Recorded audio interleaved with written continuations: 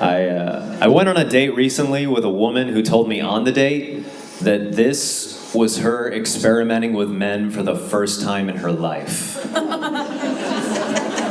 Here's what sucked about that Jesus just now. You see, you guys all got to go home after this. I have to go home knowing that that doesn't surprise any of you. I feel like when people look at me, they go, okay, I don't quite know what his sexuality is, but I know he's never had sex with a fully straight woman in his life. And I hate that you're not far from the truth.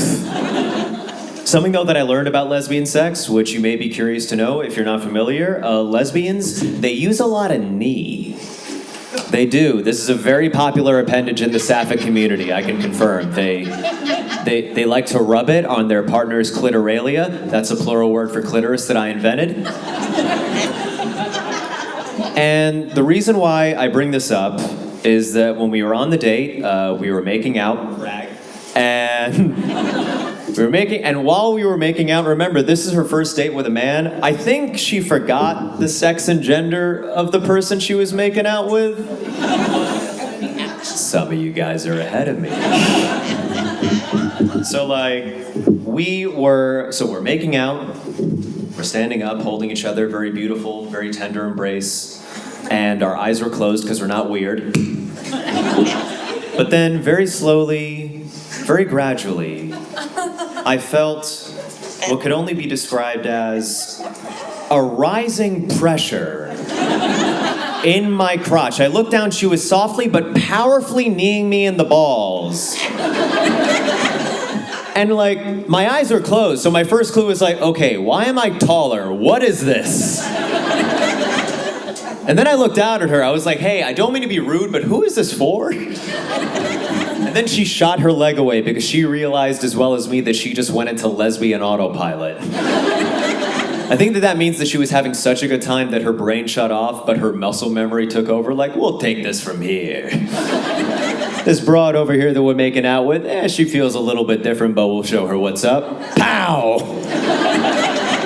You're welcome, little lady.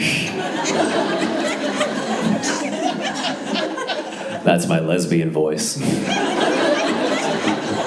I was seeing someone for a while that she came over to my place and I was showing her a photo album, and there was this one picture in this photo album of me when I was 5 years old at Christmas, and my uncle in this picture, he's holding me by my ankles and he's swinging me around and I'm laughing hysterically. It's a really sweet picture. And my girlfriend at the time, she goes, oh, my uncle did the same thing to me when I was a kid. And I was like, really? And she said, yeah, he's in prison now. I was like, oh no.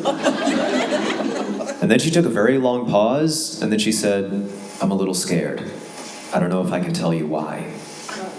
My heart dropped in my stomach. I thought something bad has happened, but I just thought, Lucas, you gotta be supportive right now. That's it, all right? So I was like, babe, if you want to tell me what happened, you can. I won't overreact, but if you don't want to, no pressure. You don't have to do anything. I'm here for you, whatever you need. And she was like, okay, I'll tell you.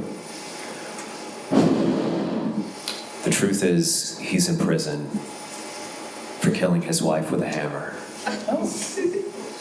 And I was so relieved, you guys. Holy hell. Because I was like, babe, I thought you were going to say he molested you. Thank God it's just murder. And she was like, oh, no, I've never been sexually assaulted ever in my life. And I was like, okay, wow, that's great news, I guess. I'm glad to hear. And then she said, there's also a chance that he was framed for the murder. I was like, this was a net positive conversation.